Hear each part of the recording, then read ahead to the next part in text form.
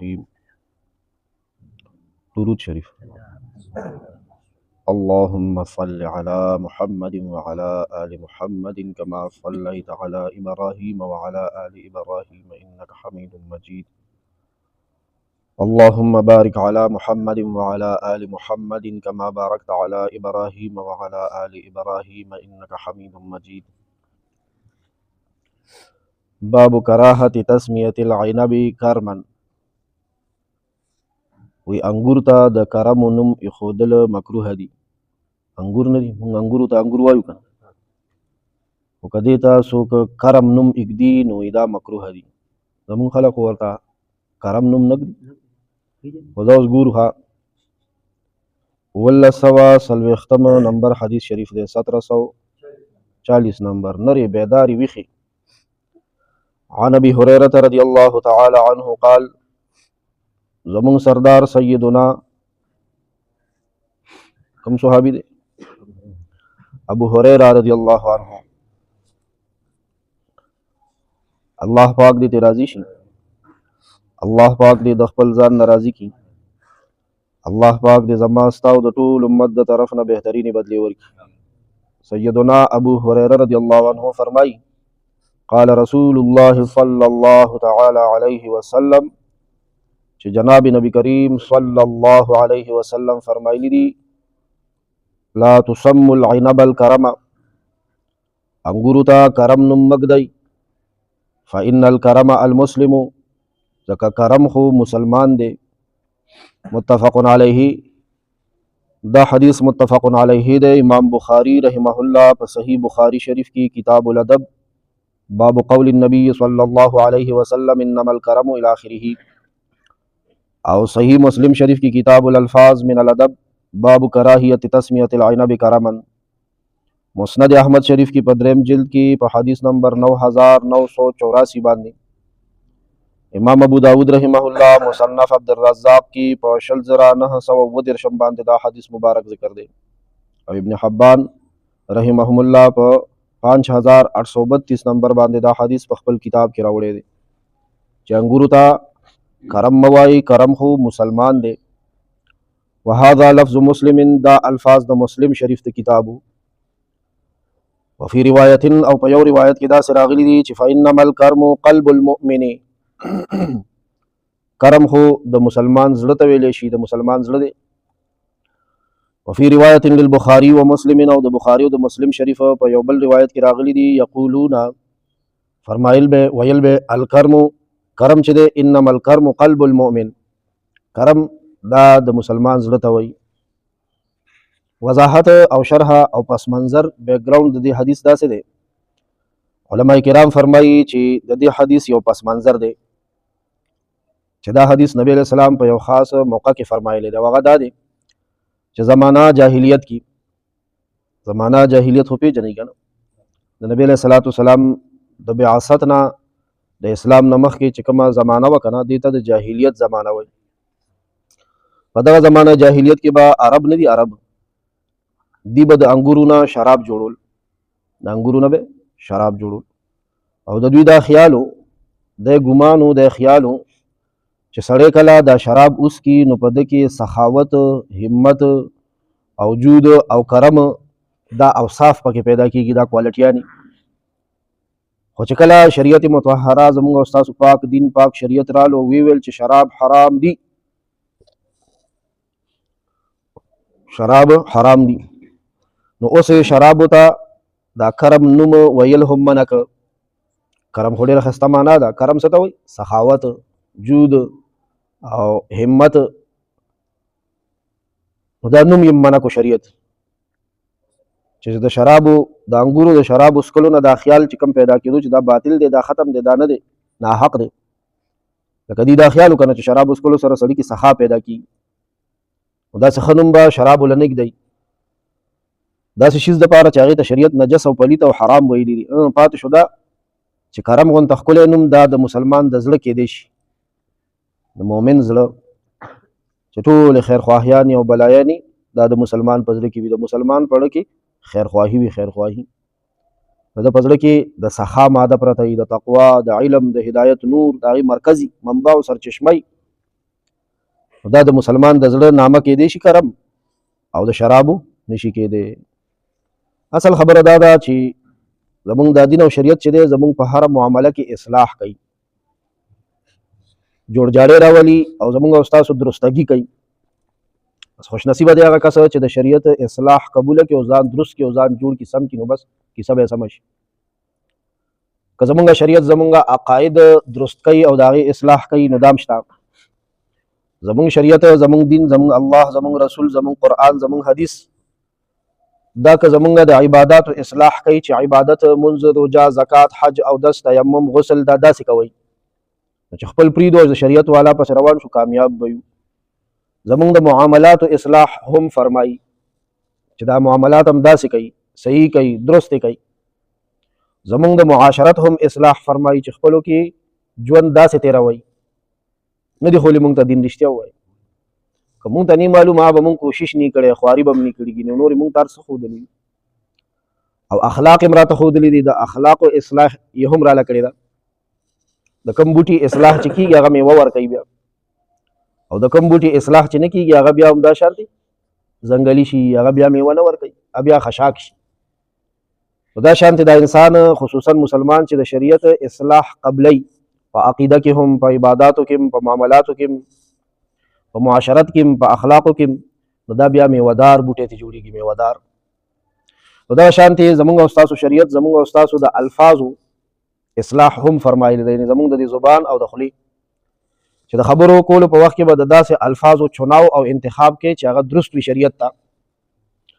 نو اوس زمانه جاهلیت کې به عربو شرابو ته کرم ویلو چې یاره دا څوک اوس کې که نه نو په هغه کې کرم پیدا کېږي. نو شریعت راولګېدو هغه وایي چې نه شراب خو پلیت او حرام شی دی دې سره په چا کې کرم او سخا نه پیدا کېږي. کرم او سخا خو د ایماندار زړه کې ده. د ایماندار زړه چې دی دا د ټولو خیرونو د بلایانو او د ښېګړو د علم او د تقوا منبع او مرکز دی. نو دا ښکلی نوم د شرابو ته نه د مؤمن زړه ته وویلی شي. یعنې سکوټ یې دغه خلک د دې کرم لفظ نه منې نه که چې اړو دا استعمالوئ ما نه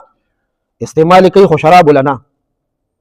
دغه ځای پرېږدئ او دا د مؤمن زړه دپاره دا نوم استعمالوئ. نو مونږ او تاسو چې شریعت د کم ټکي په باره کې ووایي چې دا د دې دپاره مه استعمالوئ او د دې دپاره استعمالوئ نو مونږ به د شریعت منو ځکه مونږ کومه کلمه ویلې ده لا اله الا الله محمد رسول الله. مونږ بیا آزاد نه یو پرېښودلی شوي چې بس زمونږ د خپل مخسر په خپله خوښه همسه وکړه لکه دا تر اوسه پورې مونږ ټول د خپلې خوښې ژوند تېر. ځینې پکې داسې سرپینچه دی په مونږ کې چې هغه وایي چې دا الله او دا خدای دې زما تابع شي چې دا زه څه ویم داسې د مفتي هم فتوا ورکړي.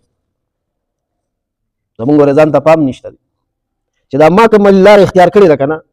شریعت خو دې ته غلطه نه وایي که غلطه هم وي نو شریعت دې ما پسې روان شي خدای او رسول دې ما پسې روان شي والعیاذ بالله. دا د هغه کس دعوه ده چې کوم کس په غلطه ولاړ دی او خپله غلطي درست کولو ته تیار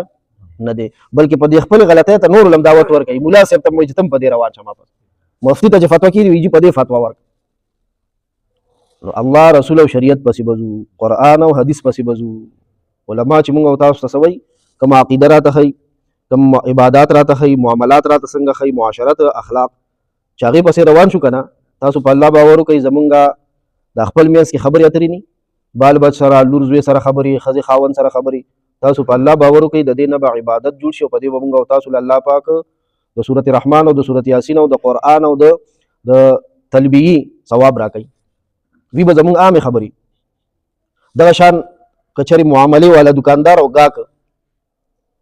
دی روان شو په خبرو کې شریعت پسې چې شریعت ما ته کومې خبرې ښولي دی به کوم.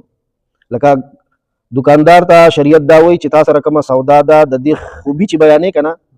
نو دې کې چې تا ته کوم نقص او خامي ښکاره شوې ده هم څه کا ښکاره کا. نو دې چې اوس داسې وایي که نه چې روره دا سیز دی دې کې دا خوبي ده خو دا پکې سم ده نقص دی او خامي ده د دې د وجې نه زه څه کوم خرڅوم ځان نه لرې کوم دې خامۍ نه زه تنګ یم. ګاډي کې خامي وي فرج او اے سی کې خامي وي پکې که نه پکې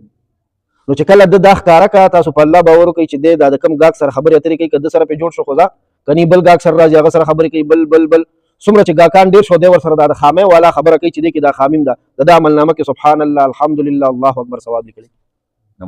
دا معاملات دي. او که چېرې دا ګاډي والا یا دا سودا والا چا را سودایي که ټماټر خرڅوي او کار ته خرڅوي او دی په سودا ولاړ دی او خلکو ته سبحان الله